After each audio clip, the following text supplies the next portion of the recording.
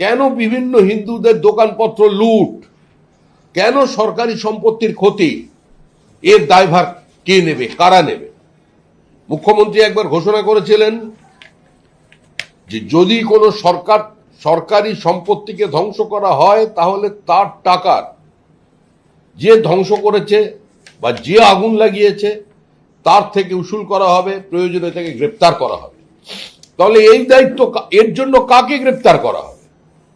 যাদের প্ররোচনার কারণে পশ্চিমবঙ্গে আগুন লাগলো, যাদের প্ররোচনার কারণে এখনো মুর্শিদাবাদের বহু পরিবার বাড়ি ফিরতে পারেনি আতঙ্কে, যাদের কারণে পার্শ্ববর্তী রাজ্য বিহারে থেকে আসা প্রায় 5 পুরুষ এখানে বসবাস করছেন, তারা সম্পূর্ণ এই রাজ্যকে ছেড়ে দিয়ে ভিন রাজ্যে চলে গেল, তার জন্য দায়ী কে? আজকে তৃণমূল কংগ্রেসের এবং তথাকথিত তৃণমূল সরকারের রাজ্যের মুখ্যমন্ত্রী সেটাকে জবাব দিতে হবে। ঠিক একইভাবে বলেছিলেন পশ্চিমবঙ্গে এসআইআর হতে দেব না। পশ্চিমবঙ্গে এসআইআর হতে যারা দেবেন না বলেছিলেন, তারা কার্যত এখন কি করছেন? কার্যত এসআইআর ঘোষণা হওয়ার পর থেকেই বিএলওদের কার্যত তারা হাইজ্যাক করেছেন। সমস্ত জায়গায় পুলিশের সহযোগিতায়, সাইবার সেলের সহযোগিতায় একদিকে পুলিশকে দিয়ে বিভ্রান্তিমূলক প্রচার করা হচ্ছে সিএ এর নাম রেজিস্ট্রেশনের ক্ষেত্রে, আর অন্যদিকে পার্টি অফিসে বসিয়ে, পঞ্চায়েত অফিসে বসিয়ে বিএলওদের ভুল তথ্য, মিথ্যা তথ্যকে আপলোড করিয়ে দেওয়া হচ্ছে। বাবার বয়স 72, ছেলের বয়স যদি অঙ্ক কষে দেখা যায় ছেলের বয়স হচ্ছে 75। এই দৃষ্টান্ত আসছে সামনে। এক ব্যক্তি অতীতের রেকর্ড অনুযায়ী দেখা যাচ্ছে 3 সন্তানের বাবা, এখন তিনি 13 সন্তানের বাবা হয়ে গেছে। বাবা ভাড়া পাওয়া যাচ্ছে পশ্চিমবঙ্গে, শ্বশুর ভাড়া পাওয়া যাচ্ছে পশ্চিমবঙ্গে, শ্বশুর থেকে বাবা হয়ে যাচ্ছে। আমরা পশ্চিমবঙ্গে যাত্রা দেখেছিলাম বাবা কেন চাকর, এখন নতুন যাত্রা আসছে নির্বাচন কমিশনের পরিচালনায়, জানি না কার পরিচালনায়, যে শ্বশুর কেন বাবা। এই হচ্ছে পশ্চিমবঙ্গের বর্তমান চিত্র। বিভিন্ন হোয়াটসঅ্যাপে বিভিন্ন গ্রুপ করে বিএলওদের কাছে তৃণমূল কংগ্রেস নির্দেশ পাঠাচ্ছে যে এখন পর্যন্ত যা আপলোড করে দেওয়া হয়েছে, কিন্তু সমস্ত ফর্ম জমা নিতে হবে, মৃত কোনো ব্যক্তির নামকেও বাইরে রাখা যাবে না, তাকেও আমরা ভোটার লিস্টে রেখে দেব। এই পরিস্থিতি তৈরি হওয়ার কারণে আমরা আগামী সপ্তাহে সমস্ত নথি নিয়ে আমরা নির্বাচন কমিশনের কাছে, জাতীয় নির্বাচন কমিশনের কাছে যাব। 2 দিন আগে আমরা নির্বাচন কমিশনের কাছে গিয়ে কিছু তথ্য দিয়ে এসেছিলাম। যে অসুবিধাগুলো সম্মুখীন হচ্ছে বিএলওরা, তারা একটা অত্যন্ত ভীত সন্ত্রস্ত অবস্থার মধ্যে আছে, একটা আতঙ্কের আবহে পশ্চিমবঙ্গে এসআইআর চলছে। কিন্তু তারপরেও যদি কেউ মনে করে থাকেন যে এভাবে মৃত ভোটারদের নাম, অনুপ্রবেশকারীদের নাম, ডাবল এন্ট্রি, ট্রিপল এন্ট্রি যেখানে হয়েছে তাদের নাম ভোটার লিস্টে রেখে দিতে পারবেন, কিংবা ফাঁকা জমিতে যাদের নাম তুলে রেখেছেন তাদের নামকে সেখানে রেখে দিতে পারবেন, তারা ভুল করছে, নাম বাদ যাবে। রাজ্যের মানুষ সর্বত্র অত্যন্ত উৎসাহের সঙ্গে এসআইআর এর প্রক্রিয়ায় সামিল হয়েছে। রাজ্যবাসী এগিয়ে এসেছেন এই প্রক্রিয়াকে সফল করবার জন্য, কারণ পশ্চিমবঙ্গের সঙ্গে ভারতবর্ষের অন্যান্য প্রদেশের কয়েকটি অবস্থানগত ভৌগোলিক কারণে একটা মৌলিক পার্থক্য থেকে গেছে। 2200 কিলোমিটারের বেশি আমাদের পোরাস বর্ডার, আর আমাদের রাজ্যে পরপর দুটো এমন সরকার এসেছে যারা বাংলাদেশি মুসলিম অনুপ্রবেশকারীদের পশ্চিমবঙ্গে জায়গা করে দিয়েছে। অতীতে এই নিয়েও বহুবার বিতর্ক হয়েছে। ফরওয়ার্ড ব্লকের একজন এমএলএ উলবেড়িয়া স্টেশনে মহারাষ্ট্র সরকার যাদের গ্রেপ্তার করেছিল বাংলাদেশি বলে, তাদের পুলিশের হাত থেকে ছিনতাই করে নিয়ে যায়। রাজ্যের প্রাক্তন মুখ্যমন্ত্রী জ্যোতি বসু বলেছিলেন যে অনুপ্রবেশের বিষয়টি একটি মানবিক মুখ নিয়ে বিচার করে দেখার দরকার, কারণ সবল অর্থনীতির থেকে অপেক্ষাকৃত সবল অর্থনীতি থেকে দুর্বল অর্থনীতির দিকে একটা জনপ্রবাহ, মানুষের যাতায়াতের ব্যবস্থা থাকে, মানুষ সেখানে যায়। কিন্তু আজকে যেমন দেখা যাচ্ছে বেশ কিছু অঞ্চল খালি হয়ে গেছে। আর একটা নতুন নাটক তৈরি করা হয়েছে, মুসলিমেও কিছু বাংলাদেশিকে নিয়ে গিয়ে বিভিন্ন বর্ডারে বসিয়ে রাখা হচ্ছে যে আমরা ওপারে যেতে চাই। এমন একটা পরিস্থিতি তৈরি করছে তৃণমূল কংগ্রেস, প্রশাসন, পুলিশ পরিকল্পিতভাবে।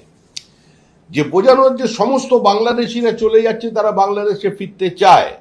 এটা ঠিকই কিছু বস্তি খালি হয়েছে, এটা ঠিকই কিছু মানুষ রাতারাতি জলের দরে অন্তত কিছু জমি বিক্রি করেছেন, ফ্ল্যাট বিক্রি করেছে, কিন্তু একই সঙ্গে যে সংখ্যা আজকে বর্ডারে বসে আছে, বাস্তবিক অবস্থায় পশ্চিমবঙ্গের মধ্যে যত অনুপ্রবেশকারী আছে,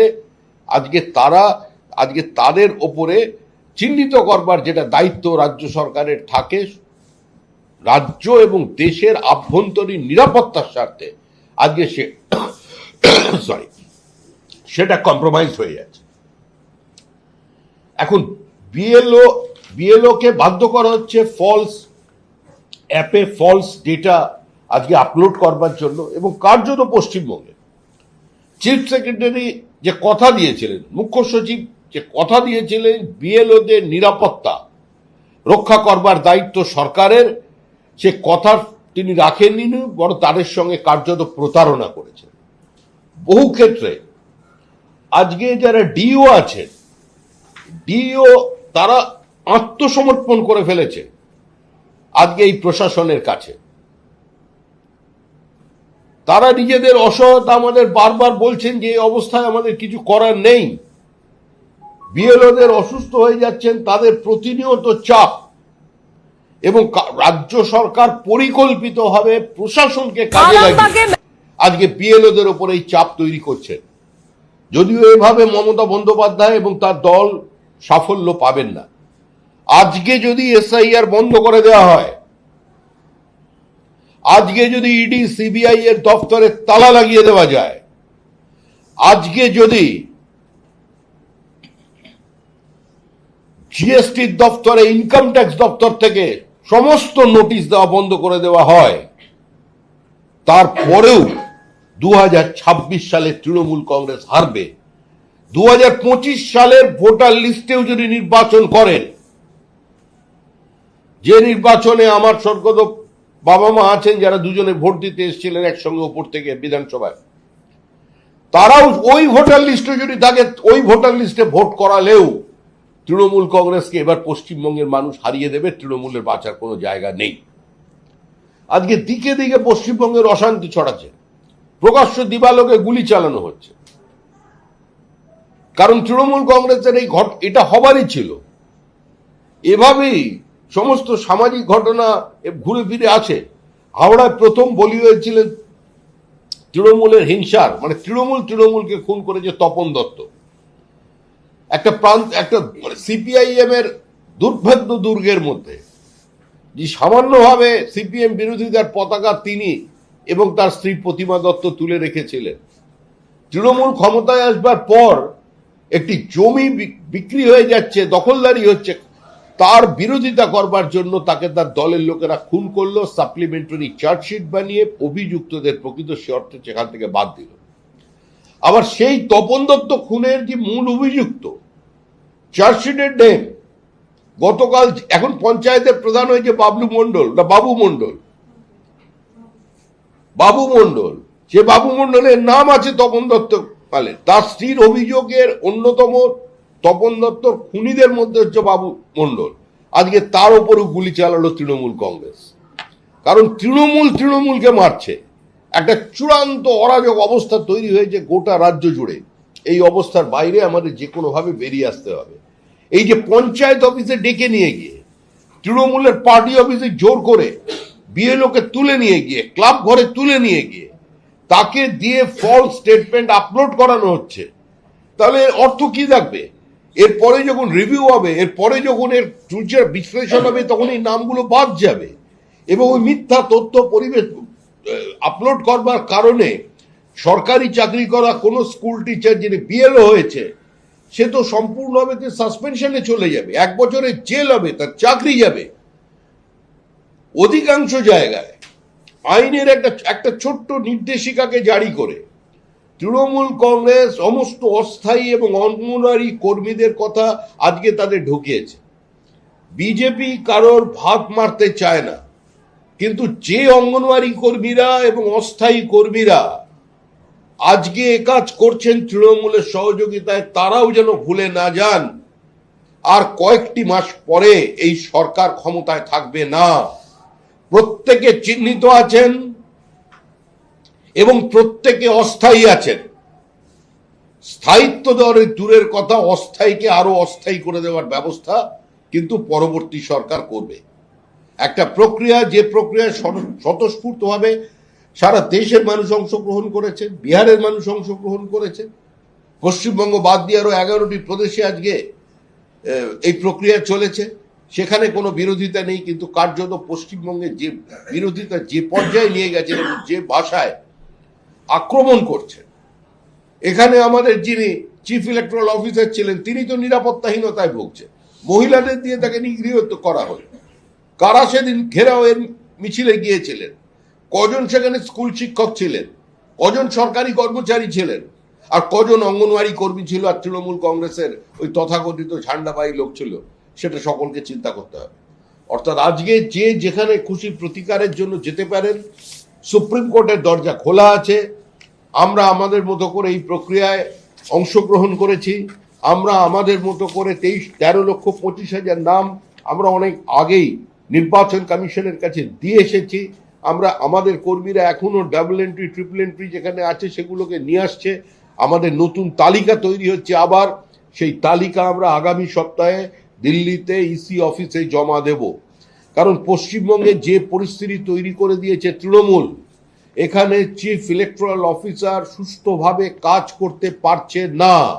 এখানে তার তৈরি করা যে ইনফ্রাস্ট্রাকচার আছে, সেই ইনফ্রাস্ট্রাকচার তৃণমূলের কারণে, সরকারি সন্ত্রাসের কারণে আজকে তারা একটা অসহায় অবস্থার মধ্যে আছে এবং বহু ক্ষেত্রে তারা আত্মসমর্পণ করতে বাধ্য হচ্ছে। তবে একটা সুস্থ, স্বাভাবিক, আধুনিক পৃথিবীতে একটা রাজ্যের ভোটার লিস্ট তৈরি হবে, সেটা ভারতবর্ষের অন্যান্য প্রদেশের থেকে আলাদা হবে, এটা তো কাম্য নয়। পশ্চিমবঙ্গ পশ্চিম বাংলাদেশ হতে যার বেশি দেরি নেই, সেটা তো প্রমাণ হচ্ছে। কে আবার বলছে বাবরি মসজিদ তৈরি করে দেবে? আরে ক্ষমতা থাকলে করে দেখা, বলে লাভ কি? রাজ্যের মুখ্যমন্ত্রী কোনো বিবৃতি দিচ্ছেন না। আগে তো 6ই ডিসেম্বর মিছিল করতেন, এখনো পর্যন্ত মুখ্যমন্ত্রীর তরফের কোনো বক্তব্য আসেনি। তার অর্থ ধরে নিতে হবে এটা মুখ্যমন্ত্রীর এজেন্ডা, তৃণমূল কংগ্রেসের এজেন্ডা। অর্থাৎ তৃণমূল কংগ্রেস বাবরের সঙ্গে, তৃণমূল কংগ্রেস আবার বাবরদের আনতে চায়। আর এখন তো বাবরদের দেখতে পাচ্ছেন বাংলাদেশের ওপারে বসে আছে। কত শিল্পী, সাহিত্যিক, কবি, চিত্রকার, চিত্র পরিচালক, চিত্র তারকা, কি ভালোবাসা! এরা যাচ্ছে, ওরা আসছে, একসঙ্গে ছবি, একদম মানে ভালোবাসা উঠলে উঠেছিল। কোথায় গেলেন গৌতম ঘোষ? বিবৃতি আছে কোনো? ওদিকে শিল্পীরা আক্রান্ত হচ্ছেন, আর একজন নায়িকাকে তো এখানে রেখে দিয়েছেন, বিভিন্ন মঞ্চে এখন আলো শোভা করে তিনি যাচ্ছেন, একদম সুশীল সমাজের প্রতিনিধি হয়ে গেছেন। একবারও প্রতিবাদ করেছেন ওপার বাংলায় যে আমাদের ঘোষ বোস দত্তমিত্রদের উপর আক্রমণ হচ্ছে, মন্দির ভাঙছে, বলপূর্বক ধর্মান্তকরণ করা হচ্ছে, হিন্দু মেয়েদের মানে জোর করে বিয়ে করা হচ্ছে, 40 ঊর্ধ্ব মহিলাদের তুলে নিয়ে গিয়ে আবার 15 দিন পরে ফিরিয়ে দিচ্ছে, প্রতিবাদ করছেন এখানে। তো সেইটা পশ্চিমবঙ্গে হতে চলেছে। মুর্শিদাবাদ তার প্রমাণ।